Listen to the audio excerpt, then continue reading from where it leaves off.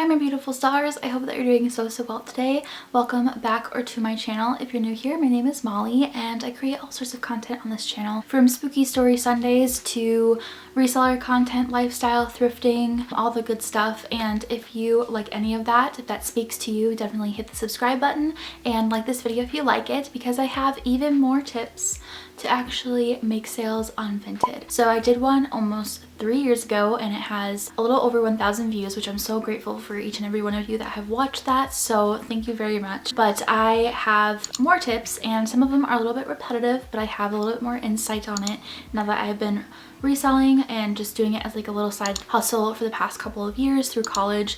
And I'll have that video up in the cards if you do want to watch that. It's still very informative, but I just was a little awkward. It was my first time back filming for like months and I was just being a little awkward. Yeah, I upload every Wednesday and Sunday and I'd love it if you join our little family. And yeah, so let's get into it. Starting with number 1 is to list daily. So I did talk about this in the last one and I talk about it in all of my tips and tricks videos, but honestly it is, I think, one of the primary goals to succeeding on Vinted and on any selling platform. But listing daily, so I mean, maybe you have your own little pile of clothes or other goodies that you just want to get rid of. This is great to just pluck 1 or 2 items from, take a few pictures and list it. It shows that you're active, which is really important, especially for Vinted. Sometimes they show like the last time you were updated or like the last time you were on the app, and showing that you do check it every day shows that people can trust you if they want to buy from you. Number 2 is to lower your prices. It doesn't have to be a daily thing, but if you notice that something has like 7 likers on it,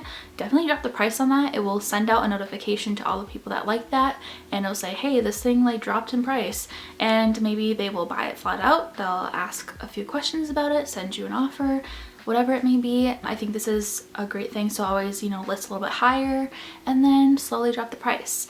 With that is having flash sales. Maybe message people that have shown interest in a lot of your items. Say like, hey, I'm doing a flash sale. Definitely don't be afraid to communicate with your buyers and just kind of establish that relationship. Number 3 is to send offers to likers. They've always had this little feature. I recommend doing it within like minutes of the person liking your item. It initiates the wanting of that item and they're gonna just buy it because they just saw it. They're like, that's cute, I want it, and then boom, they want it. They got it. I think sending offers to likers, it doesn't always work, but sometimes it does, especially if you send out a really good deal. A really good deal could be anything to you. I mean, if it's 50% off, if it's just 20% off, whatever. There's really no way of discounting shipping on Vinted right now, but they do have $3.89 shipping, $6.99, and I think like $10 or something. That brings me to my next thing, is to ship fast. Shipping fast, it doesn't really say anything about how fast that person ships on your profile, but I think just shipping fast kind of guarantees you getting a better rating. So 5 stars, and maybe someone will comment on it, and if someone's looking through your reviews, they'll see that you ship fast, they'll be more likely to buy from you, and the list goes on. Number 5 is to keep shipping as low as possible. So the $3.89 first class shipping. This is an 8-ounce label, so everything has to be under 8 ounces in order to be shipped through this one label.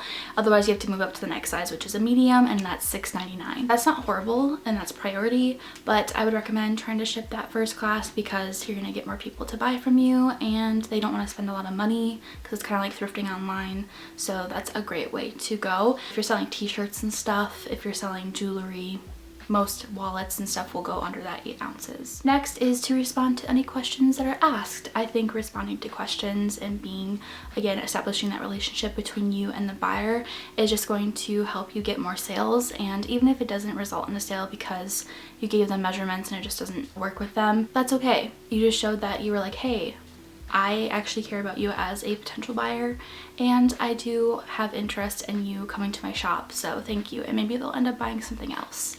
You never know. And lastly is to keep your listings clear. So this means your photos, make sure that they're clutter-free, that it's just the item, and no matter if that's on a hanger or if it's a flat lay. I talked about this in my last video about Vinted. This is really helpful. It just, boom, that is the item I'm selling. this is what you're gonna get, and make sure that all of the flaws are marked in the actual description box and then also in the photos. Any measurements are in the description or in the photos. I think this is great. Doesn't cause any, hassle to any side of the transaction, and it might help you get more sales a lot quicker. So I hope that these 7 tips helped you, and if they did, definitely comment down below. I'd love it if you stick around and hit the subscribe button and like this video if you liked it. I'll see you in my next one. Bye. Shine bright.